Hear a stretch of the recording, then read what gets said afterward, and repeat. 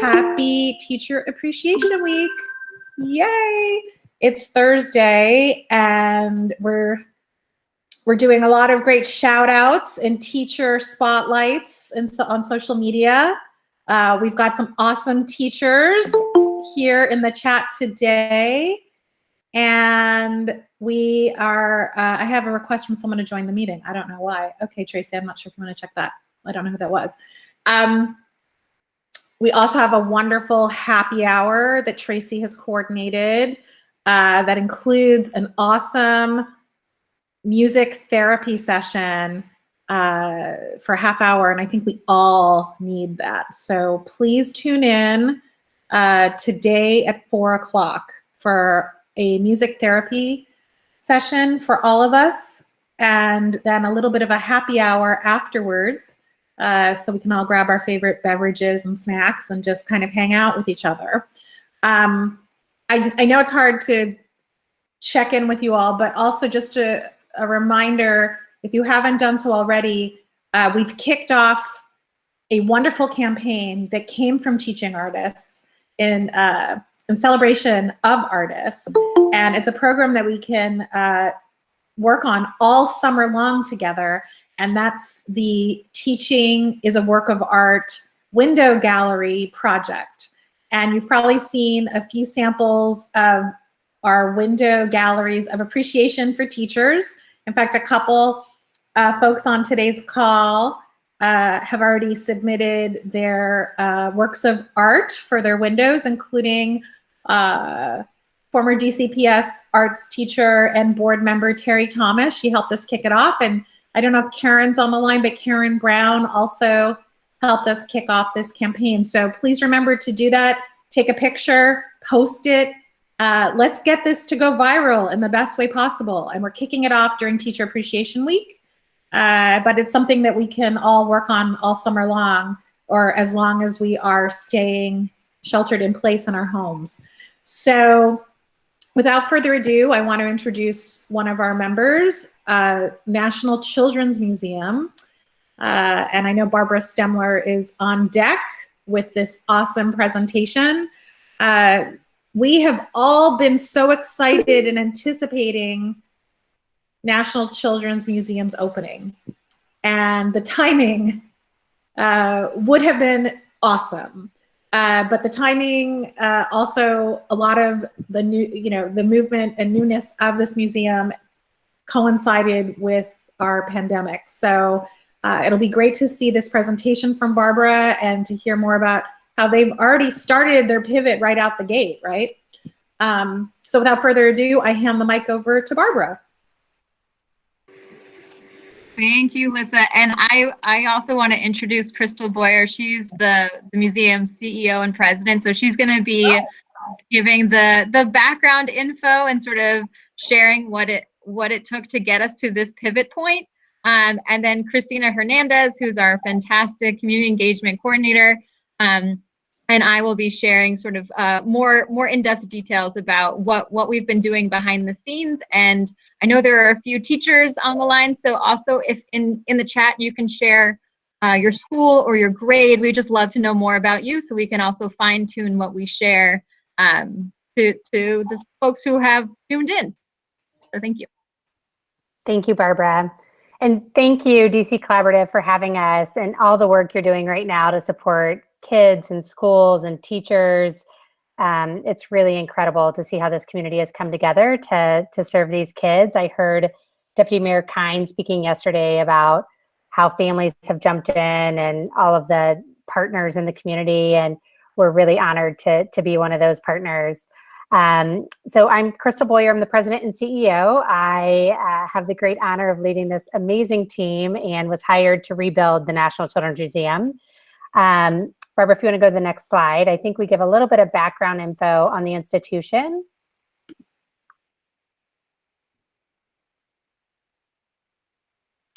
So the National Children's Museum, for a lot of you that are from DC, you would know it as the Capitol Children's Museum. Originally, it was founded in 1974. We were over on Capitol Hill on H Street. We served the local community. We were entirely volunteer run. It was just this amazing institution that I hear so many wonderful stories from people about. I've met adults that learned to read in the adult literacy programs in the 70s. There was a charter school there for a time. It was just an amazing place. And in 2003, the museum was given congressional designation, and they made the decision that they were going to sell their building and move down to the National Mall. In fact, they were going to be originally on L'Enfant Plaza, where the new Spy Museum is. And unfortunately, the recession hit, and none of those things ever happened. And so for several years, it was just a museum without walls. It was traveling from school to school. There were pop-up programs and exhibits inside public libraries. It was still serving the community, but not a museum quite yet. And then they opened a small location at National Harbor, but of course, that was in Maryland, and it wasn't accessible to DC's kids. And we really just needed a new location in the district. And so the board made the decision to close down in 2015. They started working on a capital campaign and got some funding from the city in 2016 that allowed them to do a national search to find a new CEO and kind of build that business plan. And I was at the time at the Museum of Science and Industry in Chicago. We had wonderful education programs at the Museum of Science and Industry serving the community.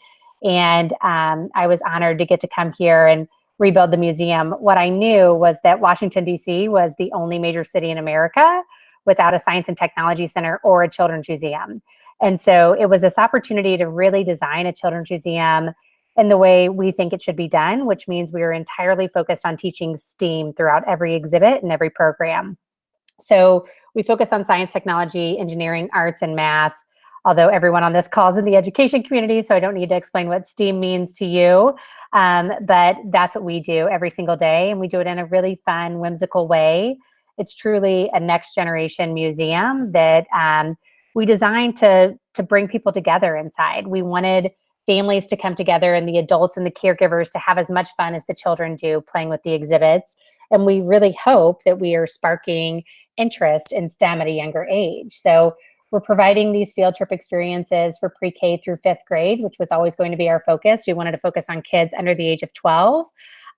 We also, of course, developed all of our programs with the community. So we had national advisory councils on education, on inclusion, diversity, equity, and access. We call it the IDEA Council, which there could be people on this call, I think, that were a part of that council. So we had really wonderful people that came together and said, this is what, you know, DC needs. And we tried to fill those voids for our community in our program development. And I think I'm incredibly proud of what we've built and what we've designed. And unfortunately, a lot of you probably didn't get a chance to experience it since we were only open for 18 days before we had to close our doors. So the museum didn't have a permanent home in DC for 17 years. We got open for 18 days. So it was incredibly devastating to have to close due to COVID-19. But the day we made the decision, so a week after we opened, we had a board meeting on March 2nd, and we talked to the board and said, you know, it's inevitable. We know we're going to be closing.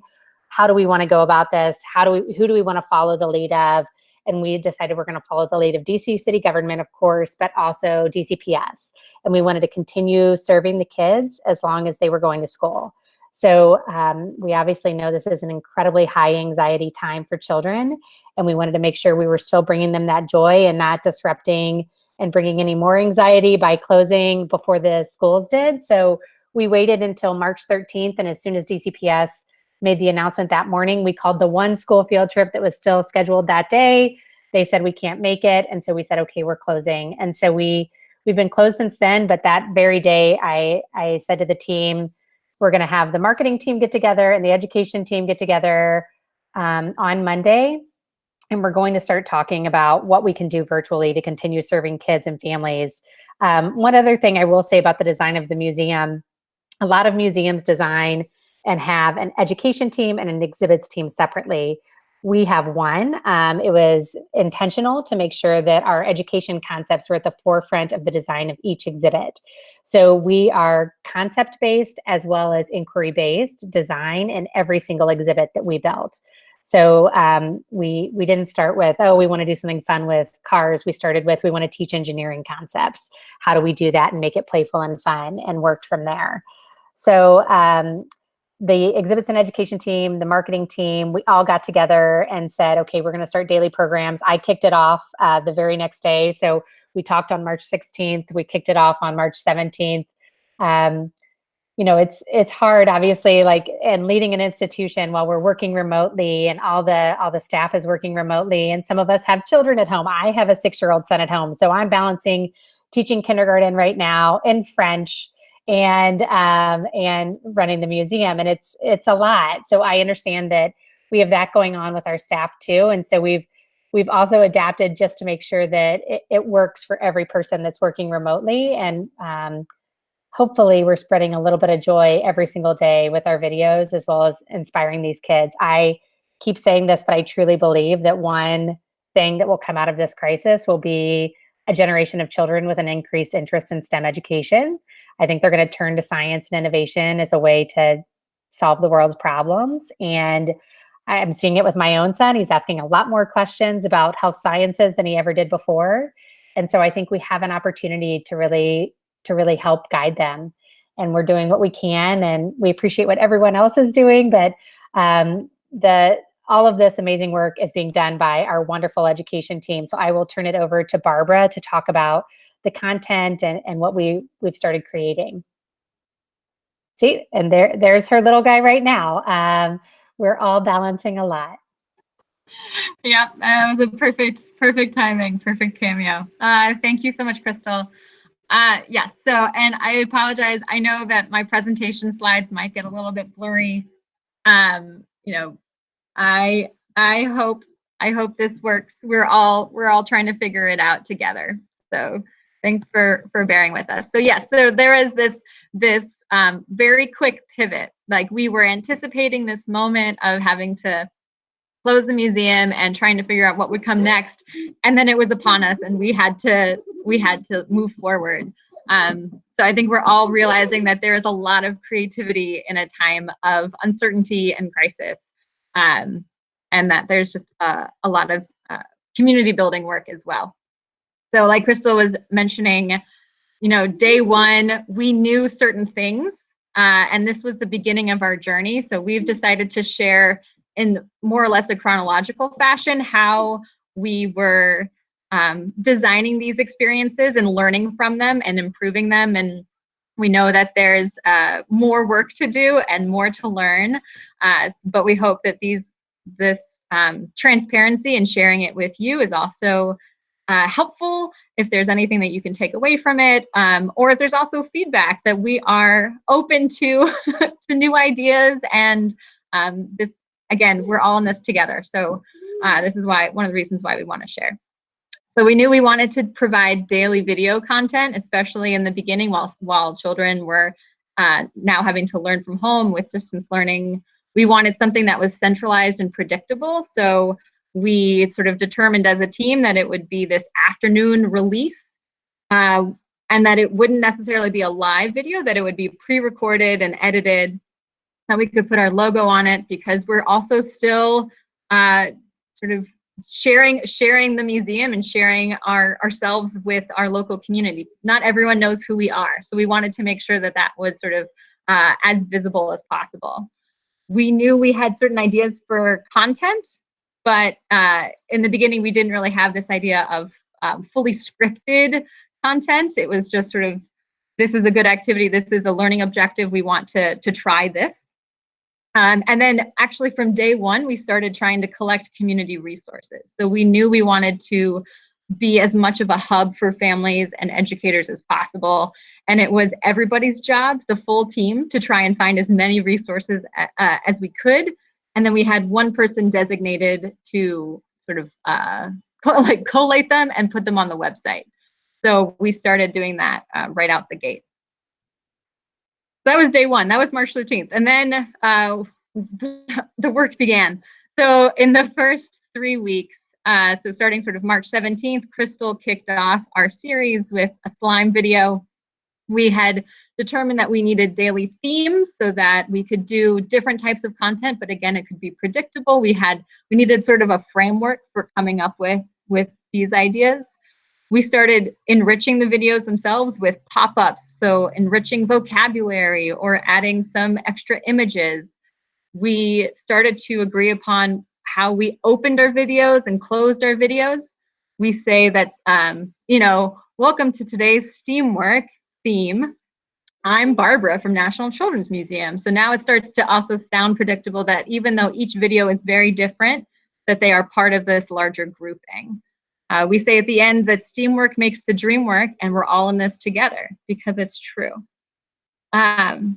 We also wanted to make sure that the videos, which are about 3 to 6 minutes on average, it's great, it's fun. We wanted it to be quick and demonstrate something, prompt kids to be doing something at home or outside. But we also wanted to provide deeper learning. We've heard, and I know we've talked about this on previous Zoom calls, that there are families who are just thirsty for things to do at home. They need more academic ideas. They want more social emotional activities. They need more art.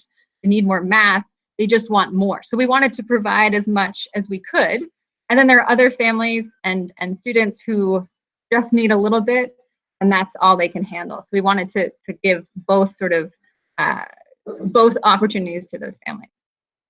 It is also a super interdepartmental effort. There are 4 full-time staff members on this hybrid exhibits and education team. We have an amazing intern, and so that's where a lot of the ideas and the filming is happening. But we have an amazing external affairs team that is also helping coordinate these projects, posting them on Facebook, putting them on our website, helping with all the editing. It's a massive project. We have, at this point, we have had every single staff member featured in a video. So we have many different faces. And we knew that it would just take a lot of collaboration and a lot of communication.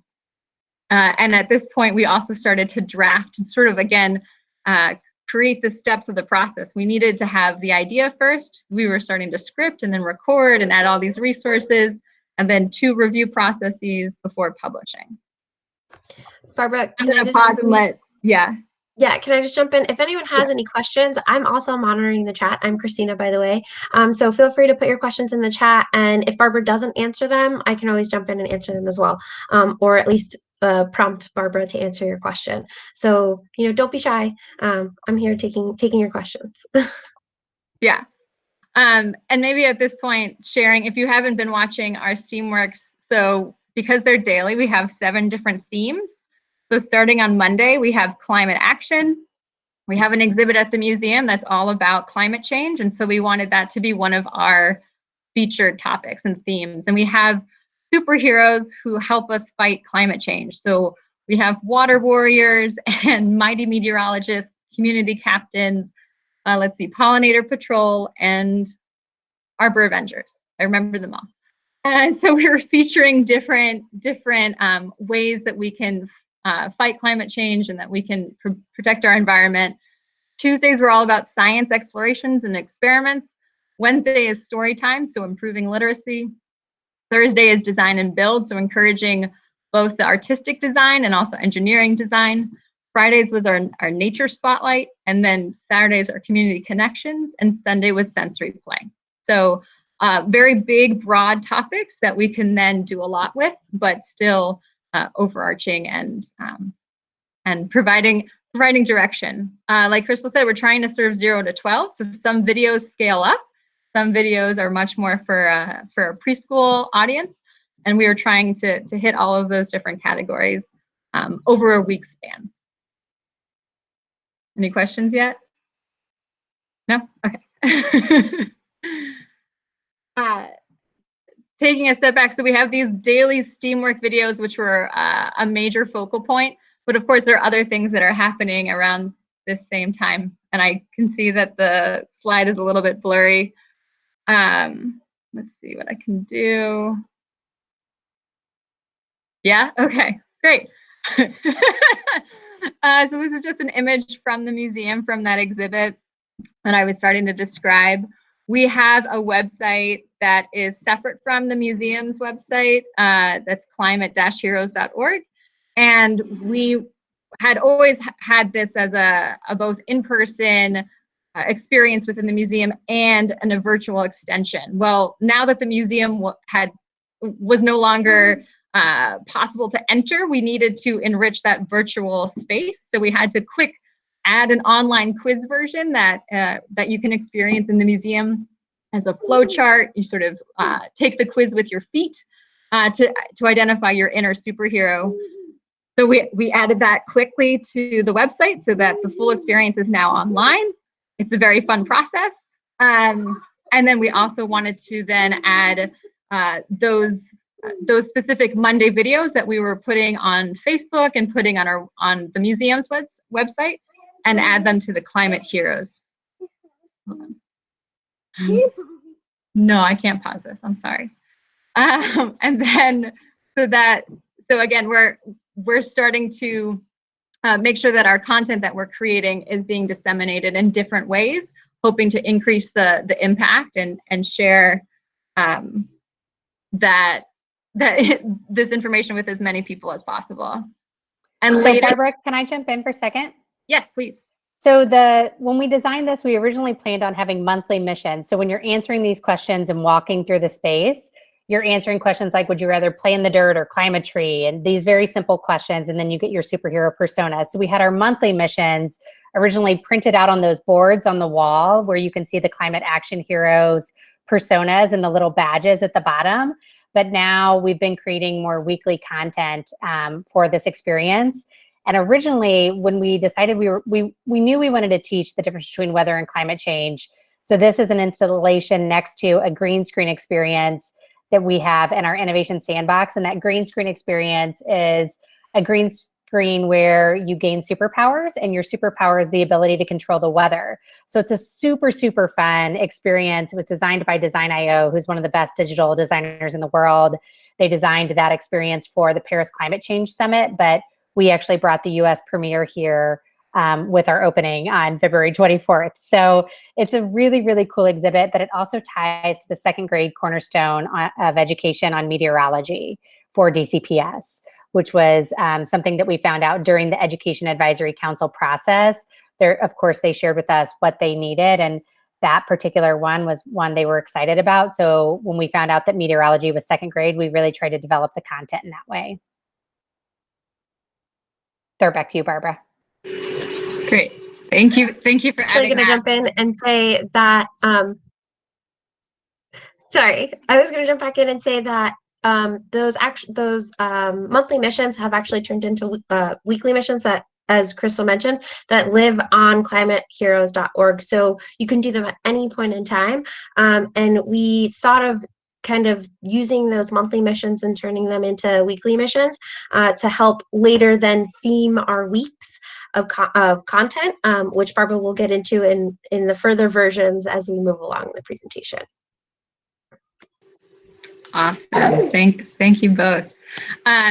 Yes, and realizing that I wanted to clarify. So when we release a new video, it happens at 2:30 on Facebook. We use Facebook Premiere, so we are able to schedule them in advance, and then it feels like a live experience, even though it's clearly pre-edited. And then it stays on Facebook, and then it's also, after it's been released on Facebook, added to our website. So we have, on our website, we have a Steamwork page, and that becomes our archive. So that's where you can find all of the videos that we've made. We've currently created 52 videos as of today. So there's a lot of content out there. And that's where we're adding on the website all those extra activities, extra resources, explanations behind the science, or alternative materials. So that's where it really becomes more robust, is on our website. Just want to make sure that was super clear. And all of these things are linked in the presentation, which Tracy will send to you at some point soon after the end of this call. Yes. And so we obviously, we're so grateful to DC Collaborative with their distance learning resource database. We, in that first, 2-3 weeks, we were working very hard to make sure we could add our own educator resources to that database.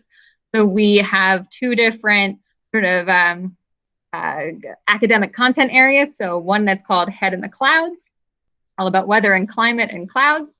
Another one that's about mindfulness and me. So it's about understanding thoughts, feelings, and behavior, and with fun activities like making a puppet, which is also one of our videos now. We are also thinking about national networks and organizations that are collecting this kind of content. So if you're not already familiar, AAM, which is the American Association of Museums, also has their own distance learning repository. And Association of Children's Museums has a whole database of children's museums that are doing virtual content. So wanting to highlight those three very amazing places to find more museums or more ideas. Then, now we're at week 4, which was April 7th, which was so long ago. Our third version, we realized, you know, through Facebook exposure, you see videos scrolling, it catches your eye. But with some of our videos, we realized that there was a long period of time where we were just talking and sort of setting up the activity and explaining what we were about to do, and that we might be losing people's interest in that first minute. So we made a decision internally to change up our intro and to add some color, add some quick clips from what, if you're making something, what does it look like? Maybe it's a funny moment where we drop something or we make a funny face. So we were trying to experiment with how do we really increase the intrigue and get people to pay attention and watch if it just happened to come up on their feed. We are also trying to make this a sustainable project. We care about our staff. And so again, the museum was looking to get additional funding. We have an existing partnership with Booz Allen Hamilton. And so during that time, they became our official sponsors of our Steamwork series. So you'll see their logo on our video, like as our intro to before the videos begin. And I should add we are not federally funded, so we are a private nonprofit that's congressionally designated, so we get no federal support. In fact, right now we're actually paying rent to the federal government. So we're working on legislation right now with some local representatives to make sure that we no longer have to do that, and the museum can survive in its space without ticket revenue in particular. So it's been really, really helpful having Booz Allen Hamilton sign on, because we are not like the Smithsonian where our entire staff would be funded federally. Yeah. And this is also at the time, you know, it's been a month of us doing these videos as our small team. And we realized that, you know, both for having new ideas and new faces, but also just expanding the depth of the content and increasing our audience, that we could be inviting external partners to be featured in these videos. So that was something that started around this time as well. And that's been a very exciting process. And it's been a great opportunity for us to strengthen our partnerships, right? And our relationships as a museum with these other organizations or individuals. Right. Okay, and this brings us almost up to today. We're now in week 8. As Christina mentioned, we had these daily themes that were really working and we were having fun with, but we realized that we had this great opportunity to start to string together these daily themes into a more cohesive concept. So with our water warrior on a Monday video, we could then do a Tuesday science that used saltwater painting. And on Wednesday, we could read a book that included rain and water. And on Thursday, we could do a water filter. And so we started to be more intentional with the sequencing of our ideas. It doesn't always work, so we try not to force it, but it tries to also be another source of inspiration and sort of a design challenge for us as we're planning out our schedule. Okay, I'm gonna see if this works. But Christina, do you think this it's worth it or no? It's worth it? Okay, we're gonna try it. So again, thinking about how we're archiving all of our videos on the website, it was basically thumbnail versions on our website that you could scroll through and select which videos you wanted to see. Well, after 30 videos, that becomes a lot of scrolling, especially if you're on your mobile device. So we then reorganized our website infrastructure. We always have our schedule so people know sort of what to expect and when, if they're trying to tune in daily or if they want to sort of follow a certain theme. We had that up front, and then we created sort of quick links so that it could be more bite-sized, manageable sort of groupings of videos. And then at this time, we also altered our ending. So knowing that we feel like we're in a marathon, we're not in a sprint, but there might be a need to change what these videos look like in the future. We wanted to change our exact ending, which was tune in tomorrow for the next blank theme, because we wanted to just give ourselves a little bit more space to figure out what would be next. Let's see if I can follow the link and show you the website. This is going to be an experiment. Okay. Did it work? Yay! Awesome. So this is our Steamwork page. And so I don't know if you can see me scrolling. Okay, you can. So this is our schedule. And then these are our sort of quick links. So I'm going to follow our community connection link. See what happens. Is it working? Okay. So Steamwork community connection. And so then you have a little thumbnail image and then a link to the video and also just a quick blurb. So we have community gardens, hidden treasure rocks, eco-friendly paint, beautiful beehives, create a card, banners of joy. You can see how they're also dated. So we're going back in time all the way to our story quilt. I'm going to scroll back up to, let's do hidden treasure rocks. It's a fun one. And we're just going to show you a brief clip. We're not going to show you the full video. We want you to go find them on your own time. So we have, again, a little description, and then we also have additional resources underneath, right? Let's see if this works.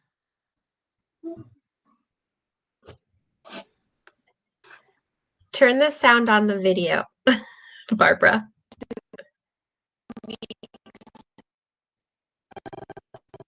Hey dreamers, welcome to this week's Teamwork Community. It's like in slow-mo, Barbara. I don't think it's choppy. working. Yeah.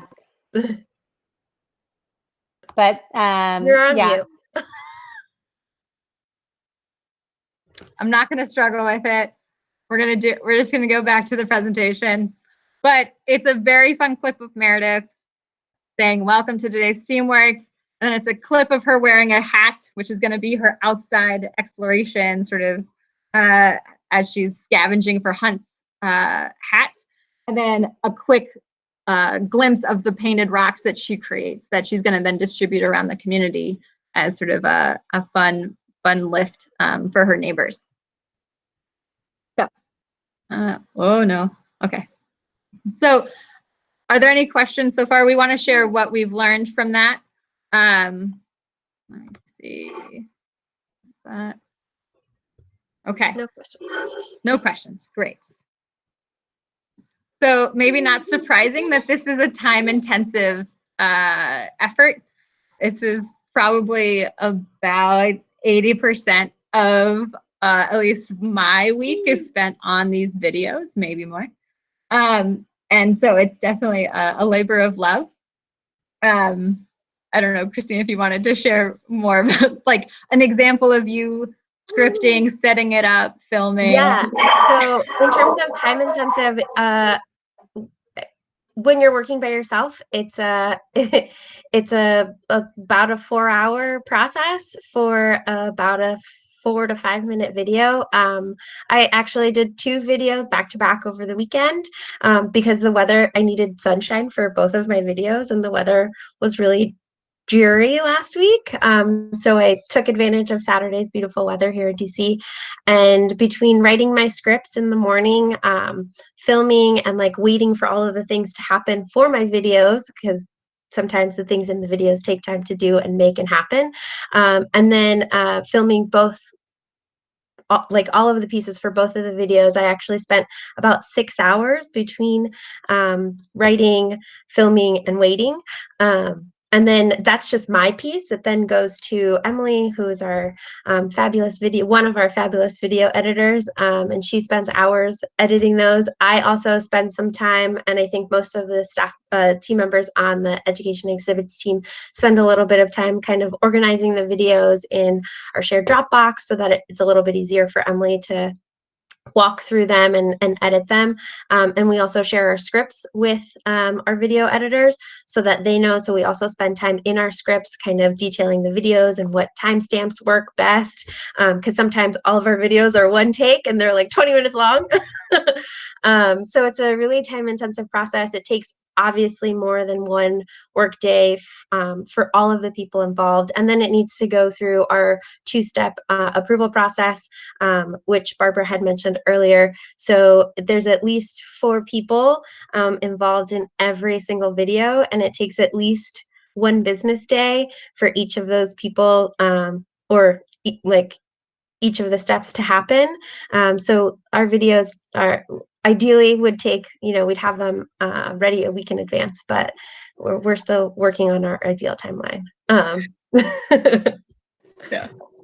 And just in that perfect description of the making of a video, it also shows that team effort, right? So we're having almost daily meetings and conversations amongst different people to make sure that we all have the work that we need and we understand, what comes next. The scripts can be really helpful. We make sure that when we're putting our videos on our website, the video itself is from our YouTube channel. So we're able to make sure that our captions on the videos are accurate, and that's where scripts can also be really helpful as well. So that's another team member who's doing that. I was just going to say that. That's one other team member that's putting it on the website and doing the captioning and putting it on our YouTube page. So that's 5 team members that touch the videos. Yeah, at least. And that sort of gets us to the different digital platforms that we're using. So we have the Facebook page as where it's first premiering. We're then sort of the same day or the next day, we're putting it on our website, which also means that we're putting it on our YouTube channel. We're also teasing it on Instagram. So we are. It's blurry. No, it's blurry. Yeah. Oh, nothing changed. I didn't do anything.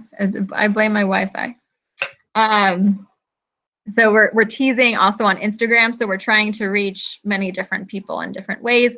And also in almost every video, we're encouraging children who are watching to share back with us what they're doing. So if we're planting seeds for springtime, we're encouraging folks to take pictures, to take videos of their growing seeds and share it back to the museum.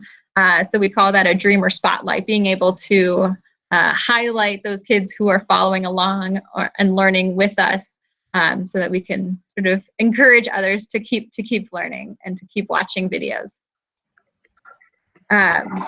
So it's something that we are still experimenting with. If you know much about social media, you know that you might have different types of people who use Facebook more than Instagram, more than TikTok, more than Twitter.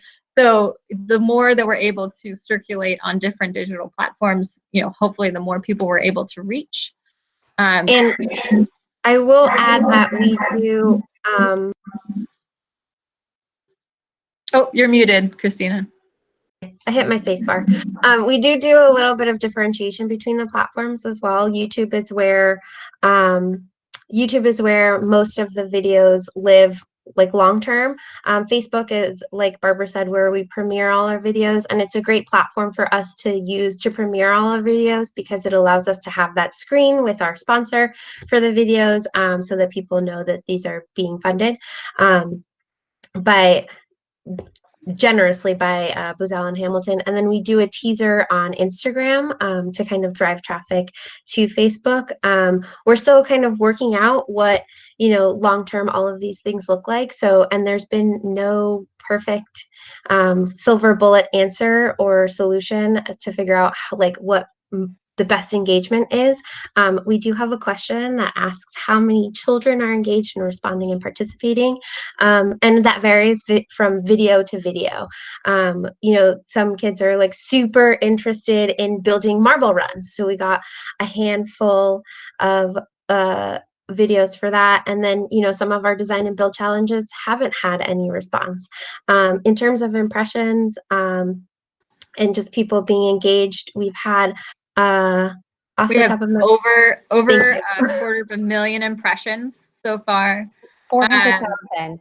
As of today, it was 400,000 impressions across all platforms of people that we've reached with the different virtual content. So it's pretty incredible. And we've had feedback from people all over the country, teachers we got an email from a teacher in Normal, Illinois, California.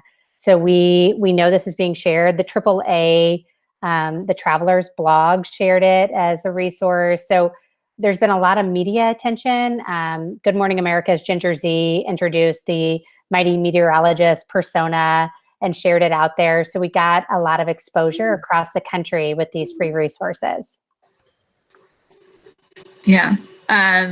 Exactly. And so we also have realized in terms of sort of the implementation and the utilization of videos, the way that we hope and intend them to be used, is that it also sometimes takes time, that people might be sort of, especially teachers who have been working incredibly hard during this time, we hope that they're sharing it with their students, that they might be incorporating that material into their lesson planning, but it takes time for folks to settle into this new routine, or to even know that we're providing this opportunity for learning.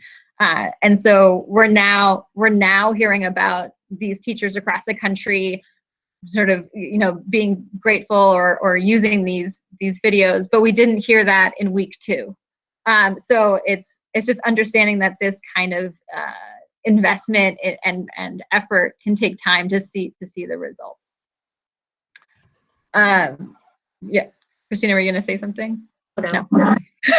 And then in terms of target ages, I think one of the very important feedback that we've been hearing and we want to act on is that because our videos can shift from preschool age to upper elementary, that it would be helpful for educators or parents to be able to know in advance before watching it sort of what target age it's intended for.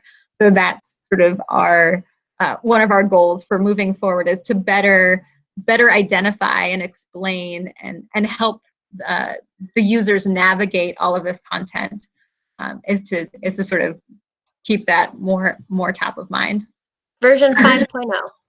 Yeah, exactly. It's next this week, next week. And then the importance of readily available materials. We have made it a priority that when we're brainstorming ideas or creating content, that it's not something that requires buying something online or taking an extra trip to a store, that it's hopefully something that you can do just from what you have around you at home. I saw a question about Are the videos in Spanish? Unfortunately, they are not. I don't know. We actually haven't even had a conversation, I don't think, about translation at this point, but it might be something that we could consider in the future. Right now, we're still, like we said, trying to iron out our ideal video editing timeline, and so that would add an extra layer. Mm-hmm. We are doing the online curriculum, though, and Barbara, I don't know if that was on one of your slides, and I know it's fuzzy now, but we adapted our field trip programs to serve virtual field trip experiences, and that's you already had it up there. I'm sorry, I'm totally losing it here in quarantine. The pre-K to second grade field trip, Head in the Clouds. We have another one for 3rd grade to 5th grade on mindfulness.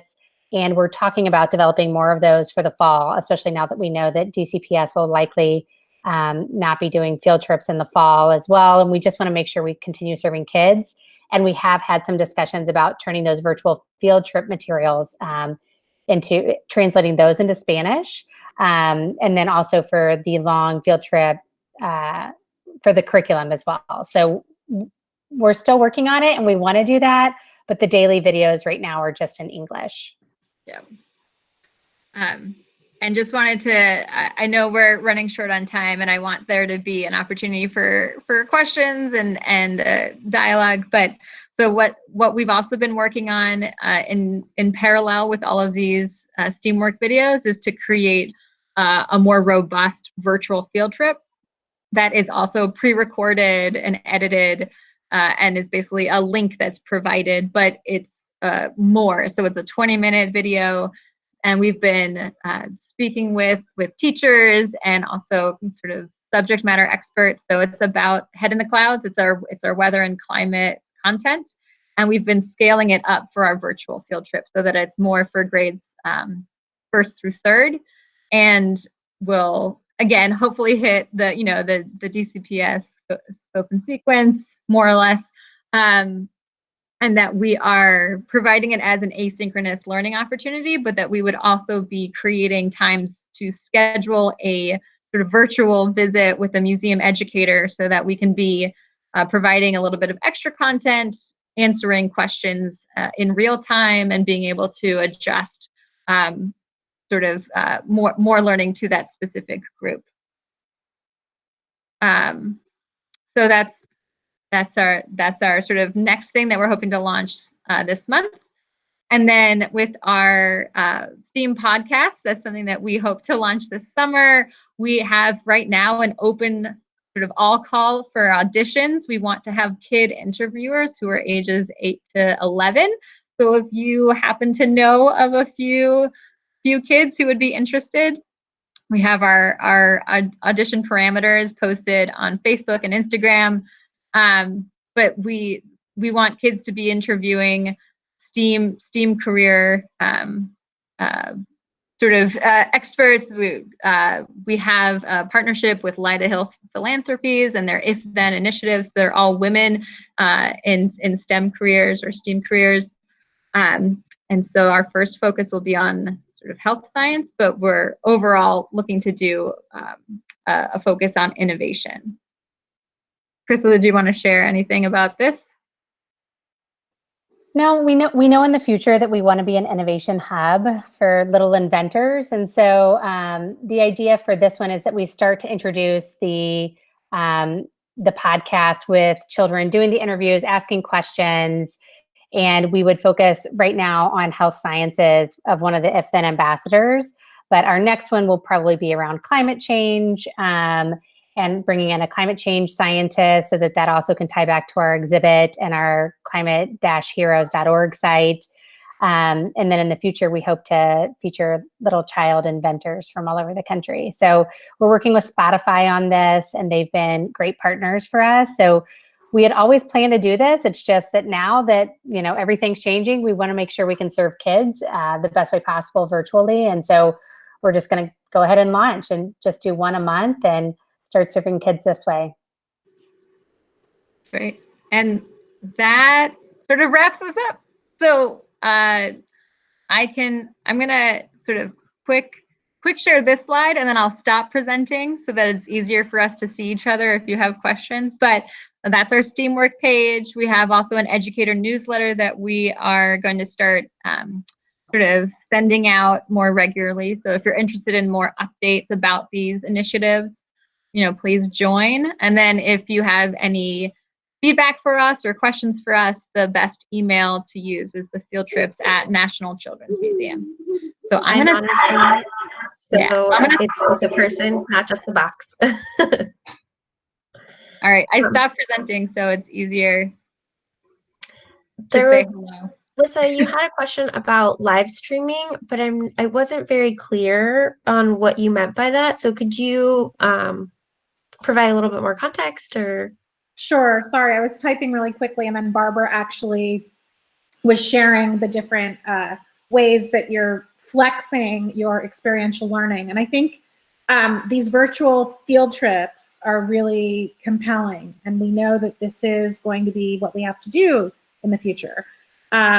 Certainly now, because we've all started that pivot, but also what the fall is going to look like, and really much of next year probably. So we're going to be making some big announcements, just to do a little shameless plug, with our Arts and Humanities for Every Student program. We're typically known as, we're known as the field trip people, as you know, because we work with you all. So we're going to pivot, and we're going to call it experiential learning. We're going to call it what it is, because we know that we're going to be looking at a multitude of platforms and ways to deliver the content. So the question I was asking that Barbara did speak to, and I'm sorry I was typing so quickly, my hands weren't working fast enough as my brain, that live streaming component, because we've had many of our members talk about what could a actual field trip look like? What could a performance look like if students are either at home learning or in a classroom or in a modified classroom setting? What would it look like from the institution presenter side? So that's what I was asking about, and I know you did reference that a bit. Yes, and to be honest, this is something that we haven't yet tried. So we are, fully committed to just embracing the process and learning from others, and learning from maybe our own mistakes, or learning from things that are really successful, and sharing that out. Yeah, and that's where you can, and we encourage everyone to lean on the collaborative. We're beta testing an idea right now. We're going to try and do something with a couple of experiences with Bach Consort that are actually pre-recorded, but they may have a live piece to it too. But when we get closer to the fall, or maybe even over the summer, depending on where folks are at, check in with the DC Collaborative team, check in with Trey and with Clarissa, Tracy, myself, because we can start to look at the portal we're working on and working through, because we're still going to be that aggregate conduit connector between the schools and the cultural institution providers. We're still going to have a lottery process of sorts. We're also going to have the indirect learning opportunities, such as what we created with our distance learning database together. So we'll have more. Stay tuned. There will be more. And we are sure learning as we go too. So we get to do it all as one big family.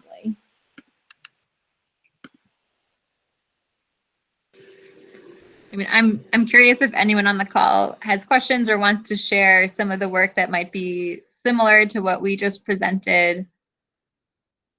Just wanted to make sure folks had a chance to speak up. Hi, my name is Silvia. I teach all over, but I also teach at Oyster Adams. Hello, hello. I know some people around, and it is wonderful to hear the struggles. It's comforting in some ways, because of course we've been asked to do to create videos, asynchronous videos, and that's why I agree totally. It's a labor of love and such a steep learning curve for us. So it's well appreciated what you're doing, and it's this platform again. Thank you, Lisa, bringing everybody together. Sometimes because we work in different spaces, we assume that you have people doing just so much better, and they already know we are so much ahead.